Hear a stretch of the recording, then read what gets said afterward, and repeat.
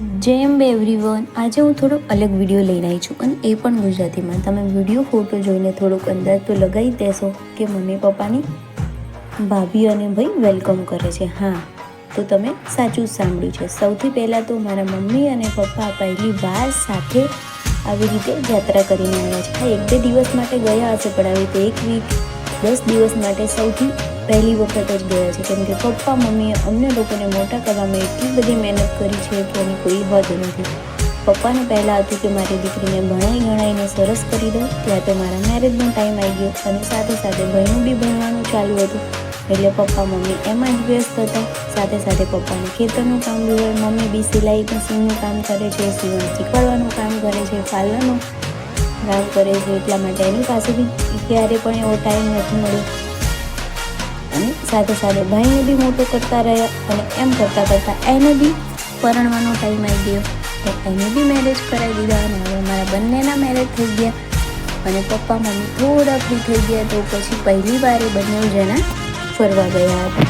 અને સાચે જ એવું થાય છે કે દુનિયામાં મા બાપ જો બીજું કોઈ મોટું નથી હોતું, કારણ કે એ જેટલું પોતાના દીકરા દીકરી માટે ભોગ આપી શકે છે એટલું કોઈ નથી આપી શકતું।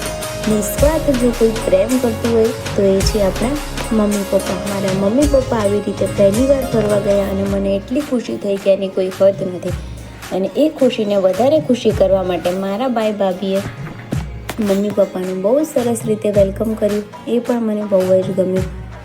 મમ્મી પપ્પા માટે બોલવા બેસું તો આખો દિવસ રાત બધું નીકળી જાય, પણ હા, અત્યારે હું કોઈ પણ સ્ક્રિપ્ટ તૈયાર કરીને નથી બેઠી। મારા માઇન્ડમાં મારા મમ્મી પપ્પા માટે જે કંઈ પણ આવે છે એ હું દિલથી બોલીશ।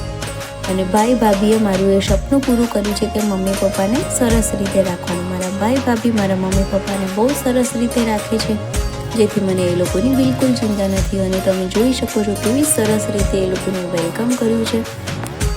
कहते हैं कुछ लोगों का प्यार कभी नहीं बदलता, और वो कौन है बताएं आपको? वो है हमारे माँ बाप। माँ बाप का प्यार कभी नहीं बदलता। आप कभी कितने भी बड़े हो जाओ उनके लिए तो आप बच्चे ही होते हो। और हाँ, मैं भी अभी बच्ची हूँ उनके सामने, तो मैं वहाँ जाती हूँ तो मेरी हर जिद पूरी होती है, मेरी हर ख्वाहिश पूरी होती है। मेरे को जो चीज़ लाना है करना है वो सब वहाँ से मेरे को मिलता है। અત્યારે મારા મેરેજ પણ થઈ ગયા છે, તો પણ મારા મમ્મી પપ્પા મારા હરેક સપના પૂરા કરવાની પૂરતી કોશિશ કરે છે। એ લોકોથી જેટલું બને એટલી કોશિશ કરે છે। તો કહેવાય છે ને કે ભગવાનનું બીજું રૂપ છે મા બાપ, અને એ જ અમારા મા બાપ છે જે મારા દરેક સપનામાં મારી સાથે ઊભા છે, મને સપોર્ટ કરે છે, મને પ્રેમ કરે છે। એ લોકો અમુક વસ્તુ જાણતા બી નથી કે આનું શું છે, તો પણ એ મને એટલો બધો સપોર્ટ કરે છે। તો દિલથી thank you so much mummy papa. અને ભાઈ ભાભીને પણ હું થેન્ક યુ સો મચ કહીશ, કેમ કે મમ્મી પપ્પાનું આટલું સરસ વેલકમ કર્યું, તો થેન્ક યુ।